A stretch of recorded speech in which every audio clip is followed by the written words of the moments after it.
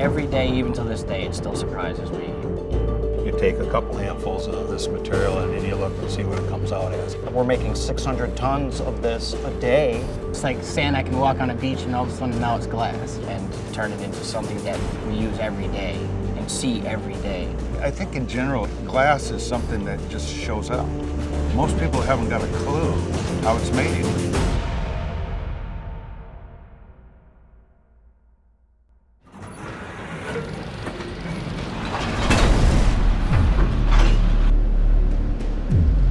Each raw material is separated into its own bin.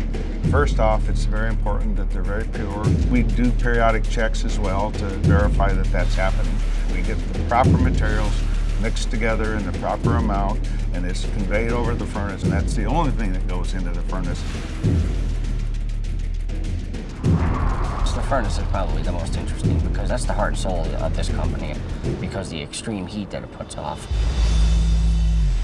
I shoot 32 opticals every 17 minutes. In between that, I'm checking the furnace for any leaks of glass, any flame outs. Quite impressive when you're talking 1,600 degrees in the furnace. Sweaty, very sweaty at times. It's just a lot of heat to try to control and to try to point where you want it.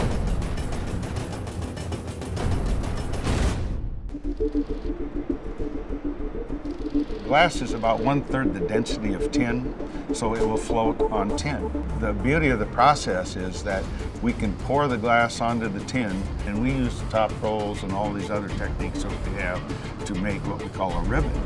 Picture a long ribbon of glass. You're stretching it the long way with the Lear speed, and then you're also stretching it wider side to side with your angles. We can monitor it multiple places coming down.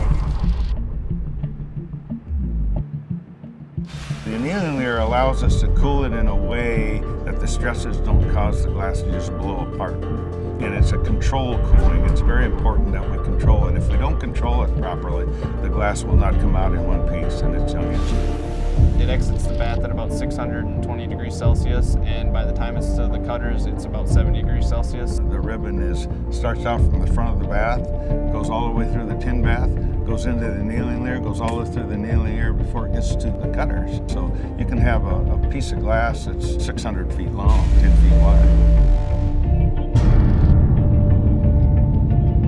This control room is probably one of a kind in the whole world. It's so large that it allows them to see everything very quickly. But you can react to it then, as rather than having to wait until it gets all the way down the other end, and then you've thrown away 20 minutes worth of glass. One of the things that this process loves is consistency. I love it when I can come into the control room and everybody's kind of sitting around, because that means everything's running well. We have a laser system which will tell us exactly where any defects may be in the glass. And then our cutting equipment can look at that and cut those things out. The cutters will have their cutting machines scoring glass that will be snapped out.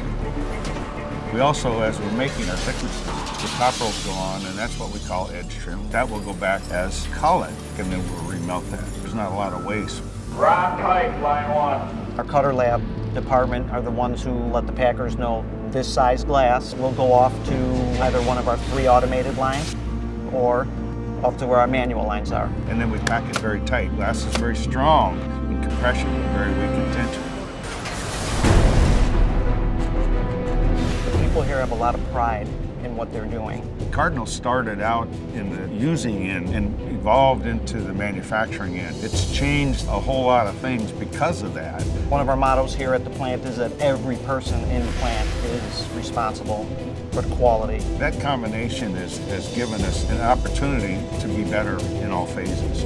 I think that's one of the really strong things that we have at Cardinal.